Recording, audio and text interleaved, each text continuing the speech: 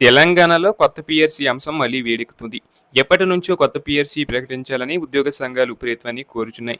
ముఖ్యంగా 2023 నుంచి అమల్లోకి రావాల్సిన పీఆర్సీ ఇప్పటికీ అమలు కాకపోవడం బాధాకరమని ఉద్యోగ సంఘాలు ఆవేదన వ్యక్తం చేస్తున్నాయి. ఉద్యోగ సంఘాల ప్రధాన డిమాండ్ ఏంటంటే ఈసారి కనీసం 42% షిప్మెంట్ ఇవ్వాలని ప్రభుత్వం నిర్ణయం తీసుకోవాలని, పెరుగుతున్న ద్రవ్యోల్బణం, జీవన వ్యయం దృష్ట్యా ఇది అవసరమని వారు వాదిస్తున్నారు. అయితే ప్రభుత్వం ముందు పెద్ద సవాలు ఆర్థిక భారం. 42% షిప్మెంట్ ఇస్తే ప్రభుత్వంపై భారీగా ఖర్చు పడే అవకాశం ఉందని అంచనాలు చెబుతున్నాయి. సుమారు అంచనాల ప్రకారం 42% షిప్మెంట్ ఇస్తే సంవత్సరానికి దాదాపు 35,000 కోట్ల నుంచి 40,000 కోట్ల వరకు అదనపు భారం పడే అవకాశం ఉంది. 30% షిప్మెంట్ ఇస్తే సుమారు 25,000 నుంచి 28,000 కోట్లు భారం పడుతుంది.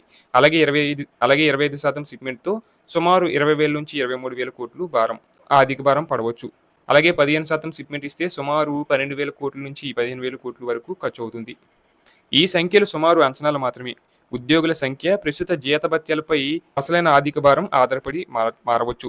ఇంత భారీ ఆర్థిక భారం కారణంగా ప్రభుత్వం కొత్త పీఆర్సీ అమలులో జాగ్రత్తగా ముందుకు సాగుతున్నట్లు తెలుస్తుంది.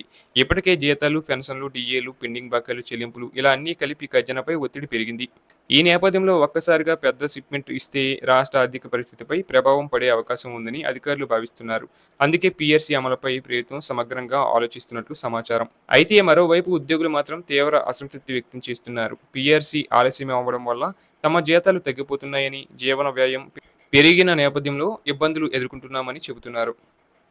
ఒకవేళ ప్రభుత్వం కొత్త పీఆర్సీ అమలు చేస్తే ఉద్యోగుల జీతాలు గణనీయంగా పెరుగుతాయి. కానీ అదే సమయంలో ప్రభుత్వ ఖజానాపై భారీ భారం పడే పరిస్థితి ఉంటుంది.